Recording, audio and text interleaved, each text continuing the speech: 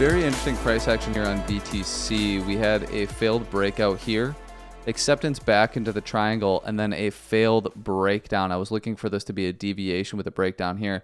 This failed breakdown with this move up here does suggest that price is now targeting range highs.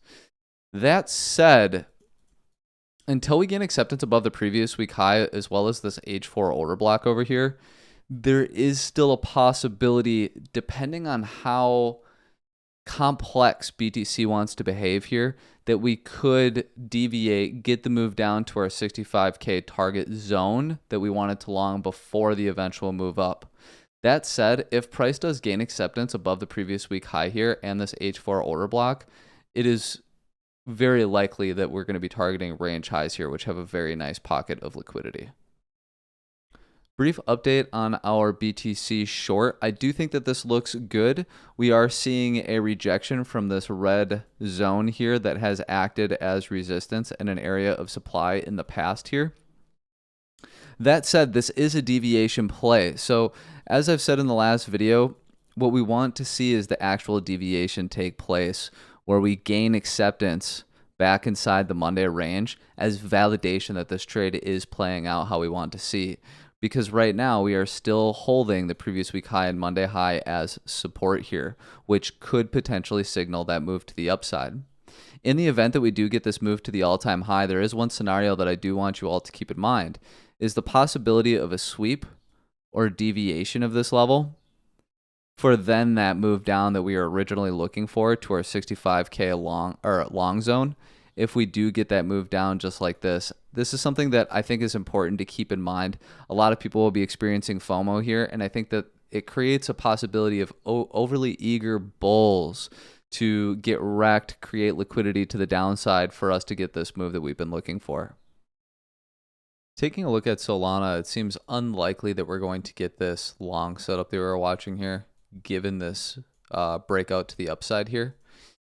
I was actually watching this on lower time frames. I took a short here, and we did get a move down to the midline for Monday's range. This is Monday's range here. When we were holding this midline, I thought to myself, oh man, we're holding this here. This actually might be a position that we might want to long in. I wound up holding my short, not taking a long, which in the end wound up being a mistake, and that's just kind of the name of the game. We had this breakout candle here, continuation to the upside. It's pretty clear that it's targeting previous week high. So ultimately, I would say that this trade setup is now invalid, and I'll look to create a new one for us in the coming days. New long setup on Sol. If we continue to reject from the previous week high here after taking out these highs, I think that it's likely that we see it move down to the monthly open as a good area to long. So that setup for me looks something like this. And in addition, we have the 618 on top of the monthly open, as well as the local value area point of control sitting right at about the 618. So I think that this area looks really good as a zone of confluence between about 165 and 167 here on the chart. In the event that we do lose this level, I think we can go back to our original long setup that we had been eyeing for quite some time now, where we would get a move down to range lows, potentially as low as about 156, 157. Update on our BOME setups here. Price is still in this very tight range. Despite that massive pump on BTC, we're not seeing a whole lot of change in PA here. We'll go ahead and get rid of this so we can see it clearly.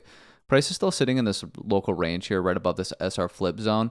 I still think that if BTC does give that deviation play that I've been talking about, this bodes really, really well for a move down, at the very least to this zone here, and potentially down to the monthly open, as we had originally been talking about around that 90 cents to, 0.009 to 0.011 cent here in this kind of a zone down here where there is a really nice pocket of liquidity. So that said, everything, in my opinion, is still sort of going according to plan on BOME. If we do get this move to the upside, I will still consider a short position. If we get the move to the downside, then I'll begin to look for the long setup that I have targeting down here.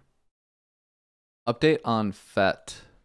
Not a whole lot going on.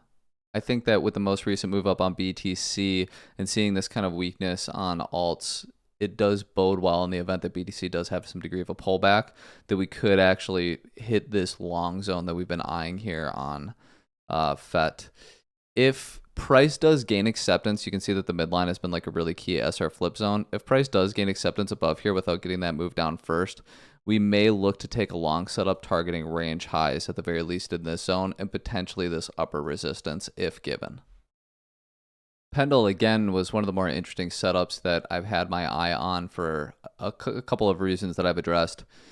Ultimately, I still think, again, similar to some of the other alts, that it is possible that we do get that move down to some of these levels here.